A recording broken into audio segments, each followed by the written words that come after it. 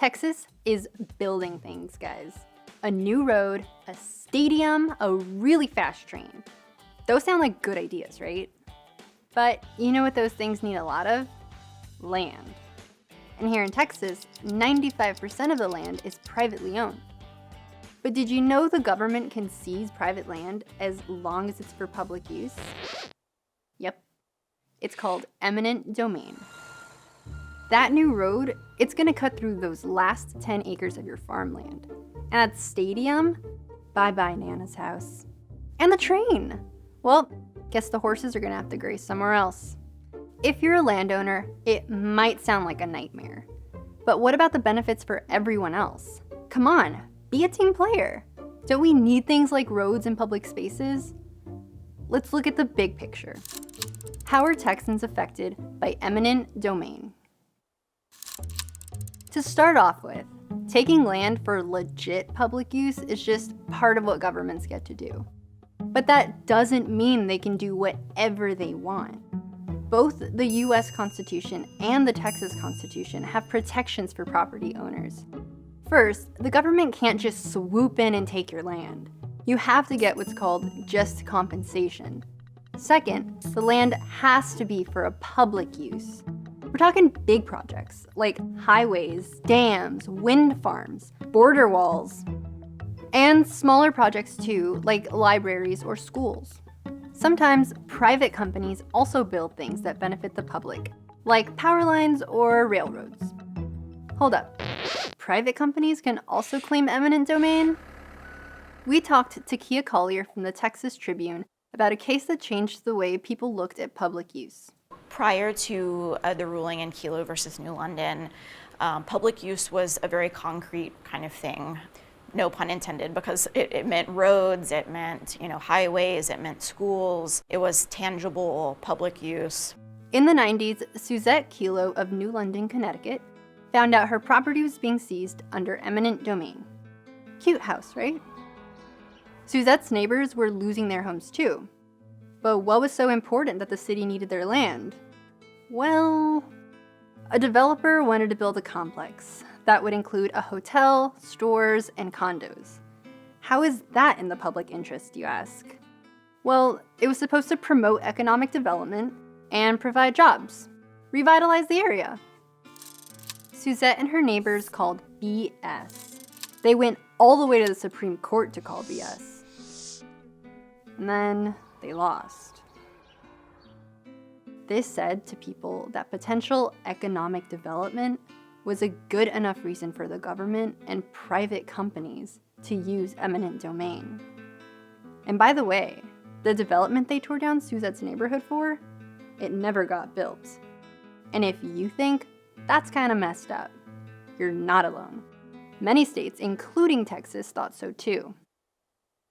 In 2009, Texas voters approved a constitutional amendment that said that eminent domain could not be wielded for private use.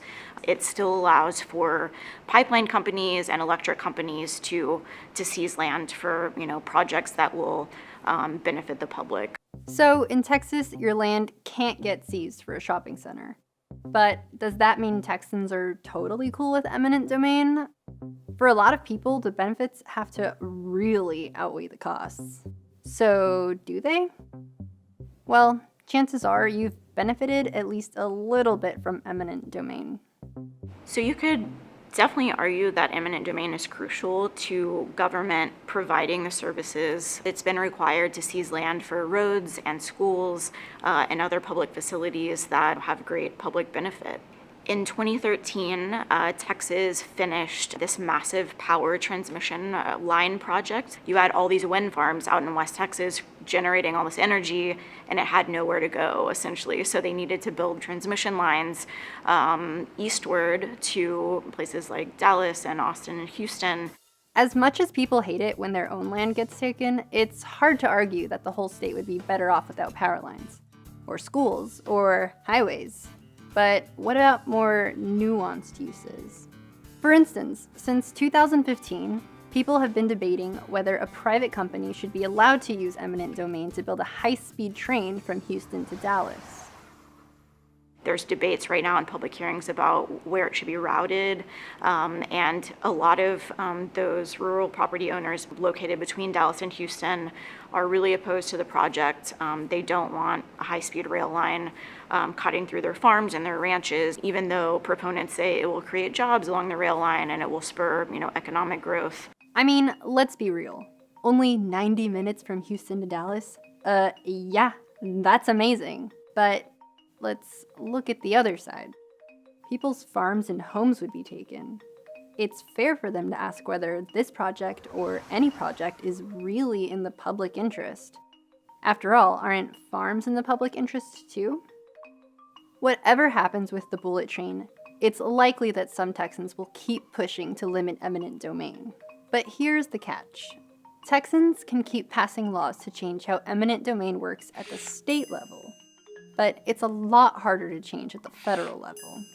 And this definitely hits close to home, specifically for landowners along the Rio Grande. Starting in the Bush era, the federal government built miles and miles of fence in Texas on the border between the US and Mexico. President Trump wants to build more. To do so, the government has seized over 500 acres of land. Scores of people along the Rio Grande are being affected. Remember the rules of eminent domain? Rule number 1 is they have to compensate you fairly.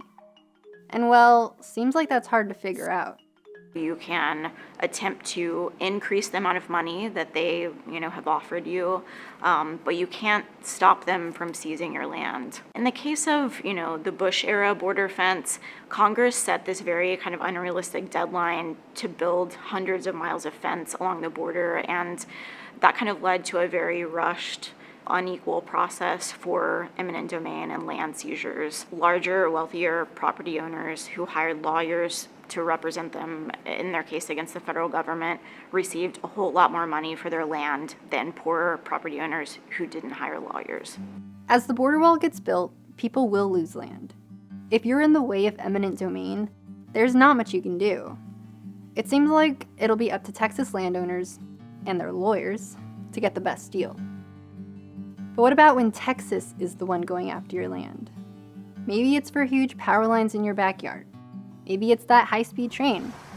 But maybe it's your town's new elementary school. We Texans like our independence. It is the Lone Star State, after all. But stay informed. If land you care about lies in the path of a proposed project, you'll see it coming. And you'll also be able to see if it's worth it.